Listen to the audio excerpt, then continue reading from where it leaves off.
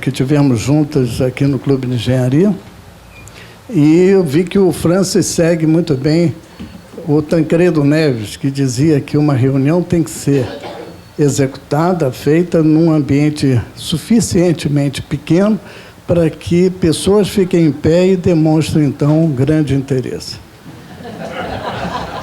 Tenho aqui o privilégio de falar a jusante do Sérgio Jacques de Moraes, ilustre advogado de uma família de ilustres geotécnicos.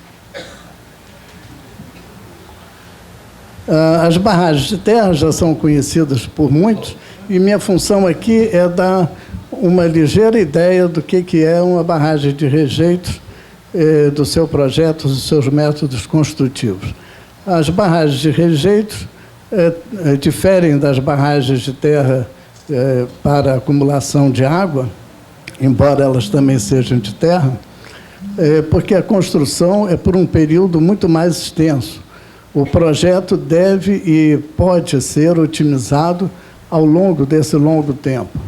Ensaios e instrumentação produzem dados reais que possibilitam essas otimizações.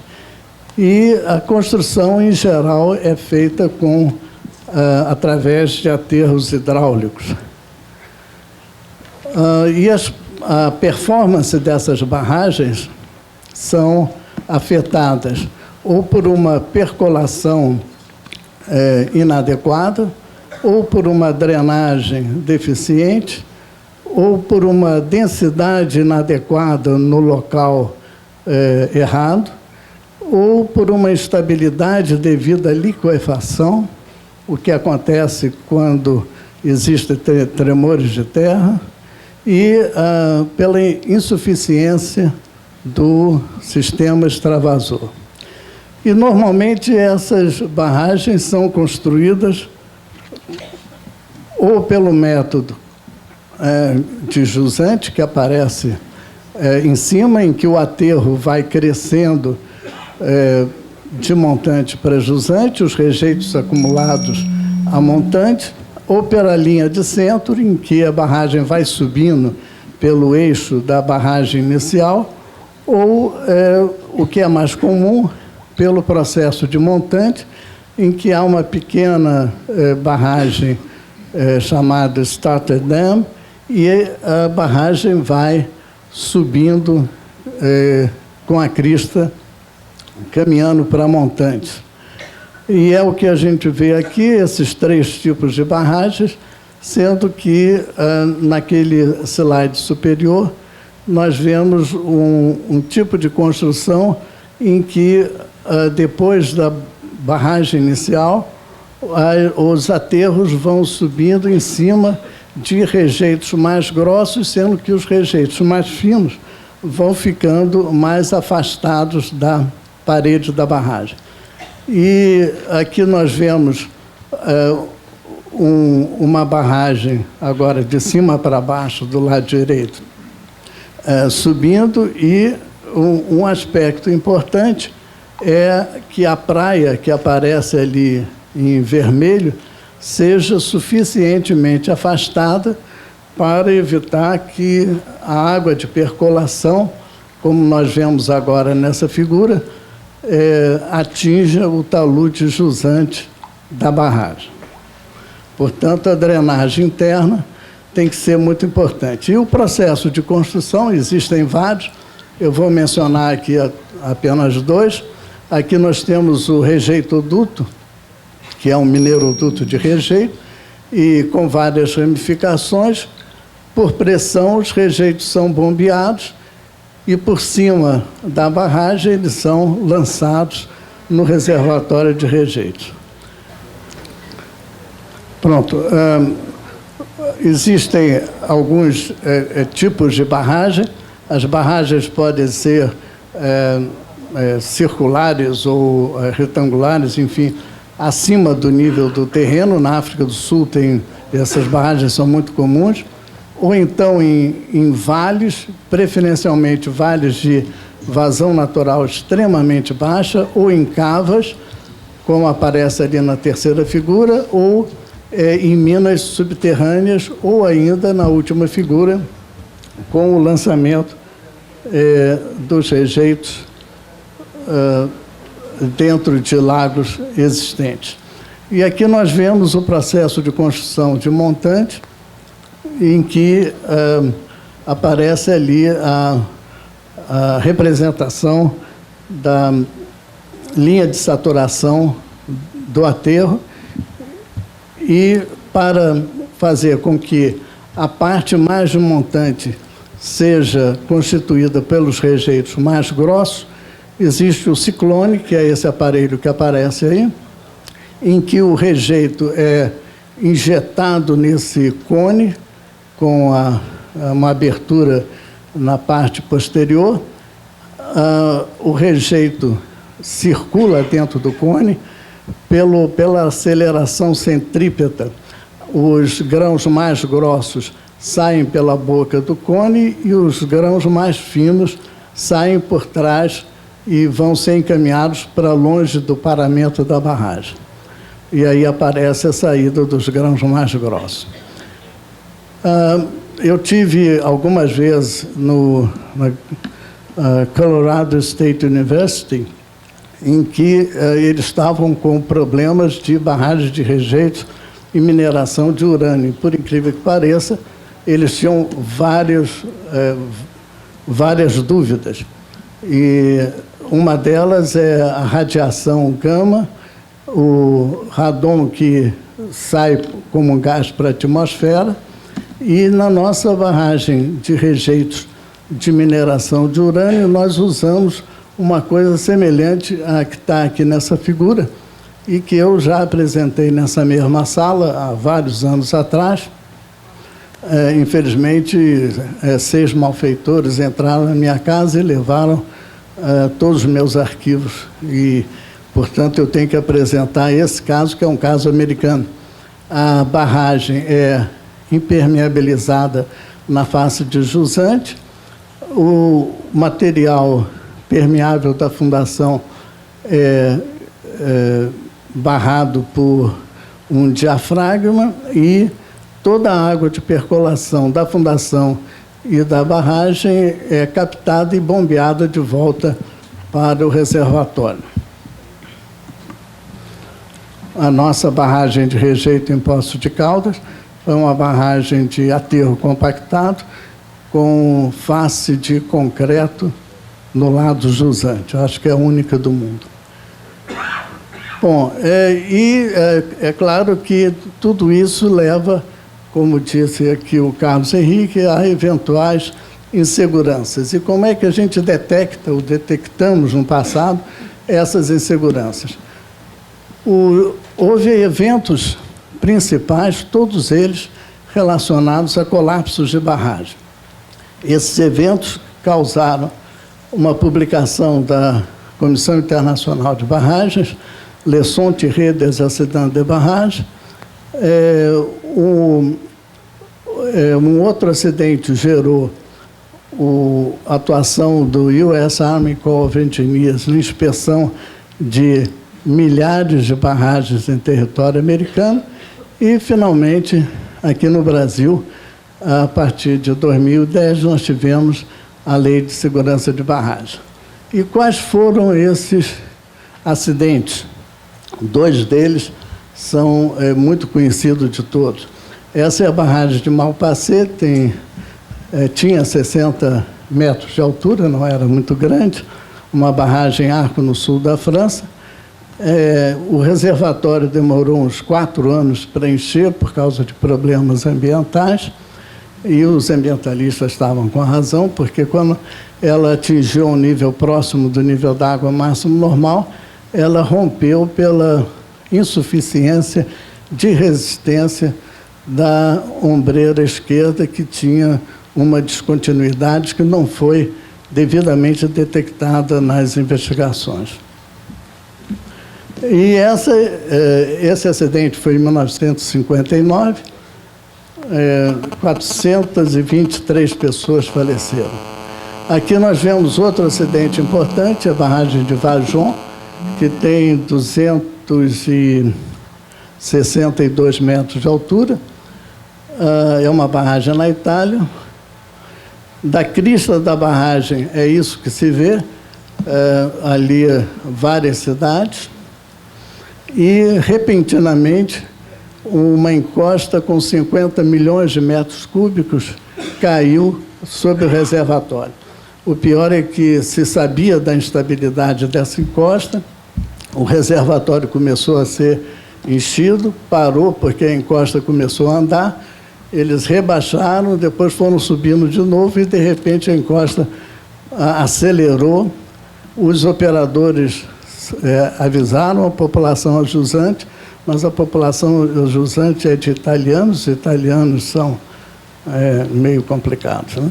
E não saíram, porque quem é que ia pagar as despesas, e então 1.743 italianos morreram. A onda que passou em cima da barragem foi uma onda de cerca de 100 metros de altura, portanto, em cima de uma barragem de 262 metros de altura, foi uma onda da altura do Pão de Açúcar. Esse acidente gerou a criação na Comissão Internacional de Grandes Barragens de um comitê dedicado à segurança de barragens, e vários congressos e reuniões sucessivas tiveram esse tema e essa atenção. E daí a publicação Lessons from Dam Incidents. Depois, esse acidente de Vajon foi em 1963. Em 1976, aconteceu nos Estados Unidos esse acidente que é da barragem de Teton. É uma barragem de 94 metros de altura no noroeste dos Estados Unidos, e o acidente foi por piping. Essas fotografias são bastante indicativas do fenômeno de piping. E aí está a barragem rompida e deu início a uma série de atividades do US Army Corps of Engineers. Mas no Brasil, agora vamos voltar ao Brasil, no Brasil, o maior acidente, o acidente de maior repercussão até hoje, maior inclusive do que esse recente, foi o colapso da barragem de Oroz. O DENOX ficou sem recursos e sem crédito, por causa da construção de Brasília, que todos os recursos foram mandados para Brasília. Os engenheiros do DENOX disseram que a barragem corria alto risco, porque poderia vir uma cheia acima do necessário para passar, e a barragem rompeu e causou pelo menos uma morte por infarto, porque o Exército e a Aeronáutica tiveram uma atuação brilhante. E aqui começou a Lei de Segurança de Barragens no Brasil. Em 1977, Euclides da Cunha, essa barragem de 60 metros de altura, rompeu porque o vertedouro não podia ser aberto.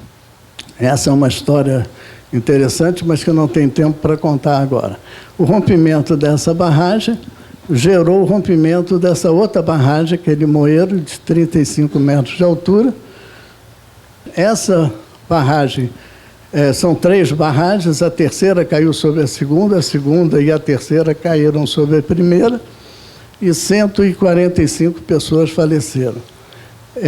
Esse acidente gerou na Comissão Internacional de Grandes Barragens uma questão sobre barragens não convencionais e a criação do Comitê de Barragens de Rejeitos. Eu fui o primeiro brasileiro a participar desse comitê e dei a maior contribuição para esse comitê, que foi eu ficar de lado e deixar o Joaquim Pimenta de Ávila conduzir, então, a contribuição brasileira com fantástico desempenho.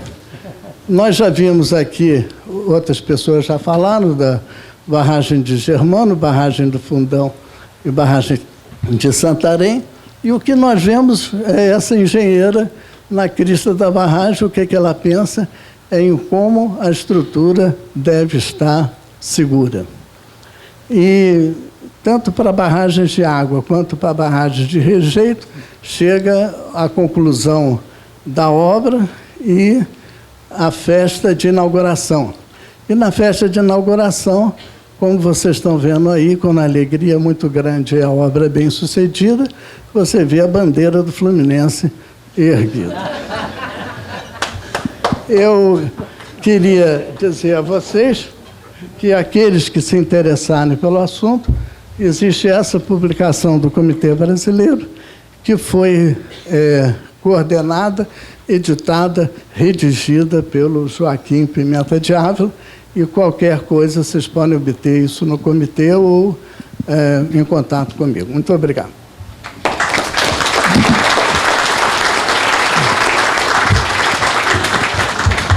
Muito obrigado, Flávio, pela sua aula com aspectos históricos de grandes acidentes aqui no Brasil. Então, vamos dar seguimento. Mas, antes de dar seguimento, eu queria pedir desculpas ao pessoal que não conseguiu um assento. Agora eu já entendi por quê, porque o Francis deu uma de Tancredo, né? E não quis abrir um auditório maior lá em cima, no 25º, porque achou, talvez... estamos sem ar-condicionado lá no auditório maior. Então, peço desculpas a quem ficou em pé. Tem uma cadeira ainda aqui na frente, se alguém quiser, tem um lugar vago aqui. E vamos dar prosseguimento, chamando a engenheira Marilene Ramos. Ela se formou em Engenharia Civil, tem mestrado e doutorado na UFRJ, e já é conhecida de todos. Ela foi presidente do INEA e secretária do Ambiente aqui no estado do Rio de Janeiro. Atualmente ela é professora da Fundação Getúlio Vargas, do Rio, e também presidente do IBAMA. E ela vai falar sobre os aspectos ambientais, em particular, quais são as ações ou atribuições do IBAMA para prevenir, os danos ambientais nas atividades das empresas mineradoras. Marilene, muito obrigado por ter prestigiado o nosso evento. E, por favor, passa lá a sua apresentação. Obrigada, Sayão. Obrigada pelo convite. É um prazer estar aqui com essa mesa, né? E com a plateia aqui tão qualificada. Inclusive, encontrar aqui meu professor, orientador, o Willy Lacerda, e tantos companheiros aí de trabalho. E é sempre um prazer vir no Clube de Engenharia, né, que a gente se sente entre amigos, entre parceiros, companheiros. Bom, o Sayão é ótimo, né? Dá 15 minutos e fala... O que o IBAMA faz para prevenir os impactos ambientais? Enfim, é complicado resumir. Mas, primeiro, a gente tem que entender o seguinte. Hoje, no Brasil, nós temos uma Lei Complementar 140 que definiu atribuições na gestão ambiental. E essas gestões, então, elas são compartilhadas, né, entre a União, os estados e os municípios. Então, o IBAMA só licencia e eventualmente pode até fiscalizar também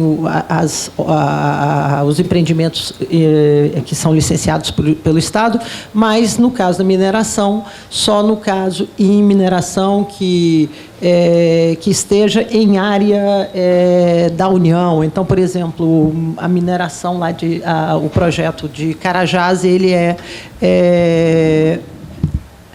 é um projeto licenciado pelo IBAMA. Agora, no caso dessas empresas de mineração, desses projetos de mineração em Minas Gerais, eles são licenciados pelo órgão ambiental do Estado de Minas. Então, o caso da barragem específica da Samarco, na verdade, todo o empreendimento ali da Samarco, que envolve as barragens e a mina, o licenciamento é estadual. Entretanto, o mineroduto, que leva o minério da Samarco, lá de Mariana, até o porto lá de Ubu, no Espírito Santo, como atravessa mais que um estado, então, esse, sim, é licenciado pelo IBAMA. Assim como o mineroduto aqui da MMX, que sai aqui no Porto Açu, ele também é licenciado pelo IBAMA. Então, na atividade de mineração propriamente, só muitos poucos casos, porque, em geral, a atividade minerária ela envolve, né, apenas está concentrada dentro de um estado, e só quando ela atinge áreas federais é que o IBAMA é o que atende. Mas, enfim, então, a atividade de mineração, como qualquer outra que é sujeita a licenciamento ambiental, né, ela é uma atividade que envolve uma série de requisitos ambientais, uma série de requisitos para a sua construção, desde a fase de definir se aquela área pode ou não ter uma atividade, até a fase também de instalação e a fase de operação. Uma primeira questão que eu acho importante abordar, e é uma questão que agora, na discussão do novo Código de Mineração, que nós precisamos